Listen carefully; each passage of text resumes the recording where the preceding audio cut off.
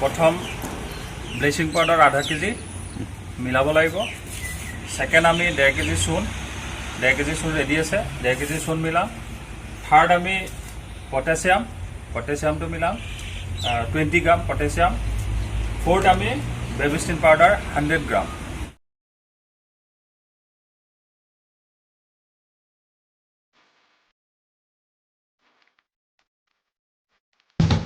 Hi friends, welcome to the YouTube channel Chiranjit Campus. আজি আমি মাশৰুম cultivation মানে কাঠফুলা খেতিৰ ওপৰত ডিসকাশন কৰিম। আৰু আমাৰ এই ডিসকাশনত আজি আমাক গাইড কৰিবলৈ আমাৰ মাজত আছে নেচাৰ গ্ৰীণ সোসাইটিৰ professional trainer Ikram Hussain. 100 KG কাঠফুলা তৈয়াৰ কৰিবলৈ 100 কেজি খেৰৰ প্ৰয়োজন হয়। প্ৰথমতে খেৰখিনি 1 পৰা 1.5 ইঞ্চিৰ জোখত চুটি চুটিকৈ কাটি ল'ব লাগিব। তাৰ পাছত পানী অতি সহজতে সোমাব পৰা যিকোনো প্লাষ্টিকৰ বস্তাত আমি খেৰসমূহ জমা কৰি যাব লাগিব। বস্তাসমূহ আঠুৱাৰ নেট নাইবা আলু পিয়াজ অহা যিকোনো প্লাষ্টিকৰ বস্তা আমি ব্যৱহাৰ কৰিব পাৰোঁ। খেৰ কাটিবলৈ বিভিন্ন ধৰণৰ মেচিন পোৱা যায়, নহ'লে অতি সহজতে ঘৰতে পোৱা কাঁচিখনেও চুটি চুটিকৈ খেৰবোৰ কাটি ল'ব পাৰি। 50 কেজি আলু পিয়াজ অহা বস্তাত যদি 15 বস্তা আমি খেৰ ভৰাই লওঁ, তেতিয়াহ'লে প্ৰায় 100 কেজি খেৰ হ'ব বুলি হিচাপত আমি ধৰি ল'ব পাৰোঁ। মাশৰুম কাল্টিভেশ্যনৰ কাৰণে আমি প্ৰথম 100 চিলিণ্ডাৰ কাৰণে 100 কেজি খেৰ, এই 100 কেজি খেৰটো আমি ডুবাবৰ কাৰণে আমি নৰ্মেল পানীত আমি ডুবাবৰ কাৰণে আমি প্ৰথম এটা টেংকি তৈয়াৰ কৰিব লাগিব। টেংকিটোত 1000 লিটাৰ পানী আমি জমা হোৱাকৈ আমি টেংকিটো তৈয়াৰ কৰিব লাগিব। আহক আমি টেংকিটো তৈয়াৰী কৰা প্ৰচেছটো আপোনালোকক দেখাওঁ।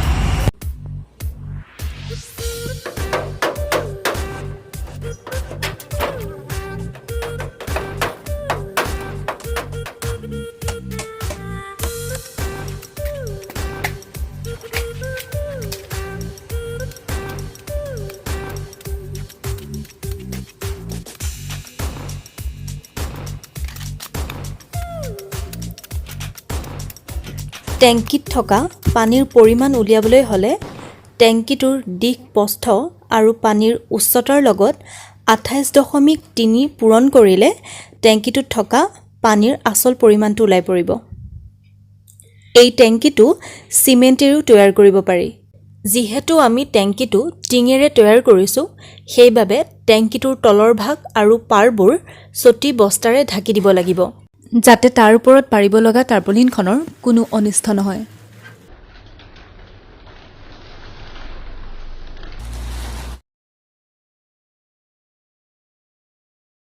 টাৰ্পলিনখন টেংকিটোৰ ভিতৰ ভাগত চাৰিওফালে সমানে মিলাই দিব লাগিব।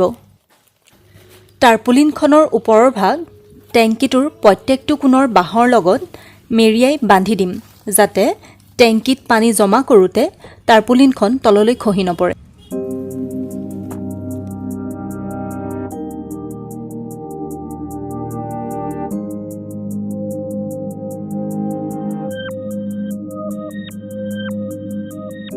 হাজাৰ লিটাৰ পানীত আমি প্ৰথম ব্লিচিং পাউডাৰ আধা কেজি মিলাব লাগিব। সেকেন্ড আমি 1.5 কেজি চূণ মিলাম। থাৰ্ড আমি পটেছিয়ামটো মিলাম 20 গ্ৰাম পটেছিয়াম। ফ'ৰ্থ আমি বেবিষ্টিন পাউডাৰ 100 গ্ৰাম আমি বেবিষ্টিন পাউডাৰ মিলাম। আহক আমি এতিয়া টেংকিত আমি পানী দিছোঁ, টেংকিত আমি পাইপেৰে পানী দিছোঁ। ইয়াত আমি 1000 লিটাৰ পানী জমা কৰিম।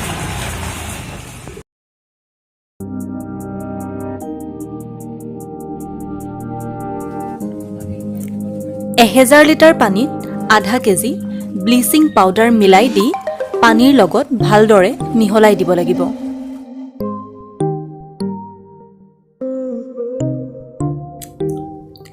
ব্লিচিং পাউডাৰ মিহলোৱাৰ পাছত আমি এইবাৰ 1.5 কেজি চূণ টেংকিটোৰ পানীত ভালদৰে মিহলাব লাগিব।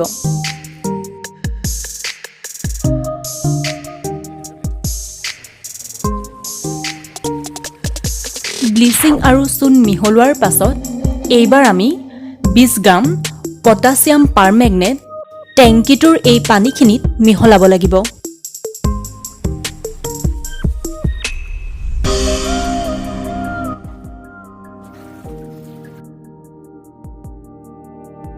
কার্বন ডিজেল 50%, লেভিস্টিন কোম্পানি, ঠিক আছে। কার্বন ডিজেল 50%, 100 গ্রাম, 1000 লিটার পানি মিলাম।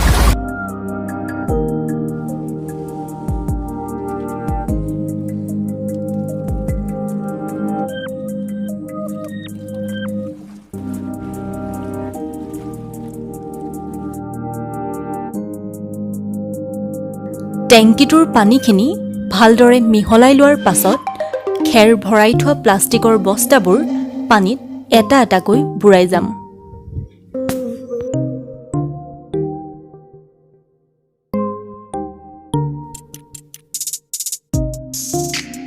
যিহেতু খেৰৰ ওজন কম হোৱাৰ বাবে বস্তাবোৰ পানীত উপঙি থাকে, সেয়েহে বস্তাবোৰ পানীত ডুব যোৱাকৈ বস্তাবোৰৰ ওপৰত ওজন দি ৰখাৰ ব্যৱস্থা কৰিব লাগিব।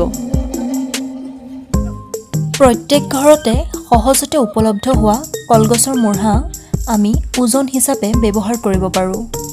কলগছৰ মূঢ়াকেইটা ওজন হিচাপে ব্যৱহাৰ কৰাৰ আগতে ভালদৰে ধুই চাফা কৰি লোৱাটো অতি আৱশ্যক।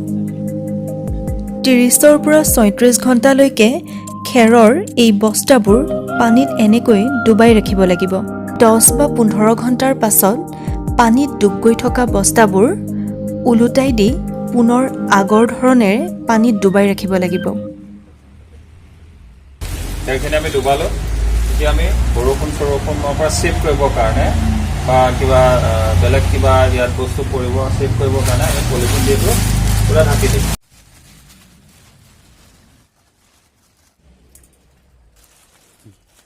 36 ঘণ্টাৰ পাছত খেৰৰ বস্তাবোৰ উঠাই আনি এখন চাঙৰ ওপৰত পানীবোৰ তললৈ নিগৰি যোৱাকৈ উঠাই ৰাখিব লাগিব, অথবা নেট কাপোৰ এখনত বস্তাৰ পৰা খেৰবোৰ উলিয়াই পানী নিগৰি যাবলৈ 24 ঘণ্টাৰ বাবে মেলি দিব লাগিব। মেলি থোৱা খেৰবোৰত যাতে কোনো অপৰিষ্কাৰ বস্তু নপৰে তাৰ বাবে খেৰখিনি এখন পলিথিনেৰে ঢাকি ৰাখিব লাগিব। খেৰবোৰ 70 পৰা 80% শুকোৱাৰ পাছত আমি পাছৰ প্ৰক্ৰিয়ালৈ আগবাঢ়িব পাৰোঁ। যাতে খেৰটো এনেকুৱা হ'ব লাগে, খেৰটো যাতে আমি পুৰা চেপি জোৰেৰে হেঁচিলে যাতে খেৰটোৰ পৰা আমাৰ পানী নোলায়, টুপটুপকৈ যাতে পানী নপৰে, চিফ জেকা ভাৱটো থাকিলে হ'ল খেৰটো।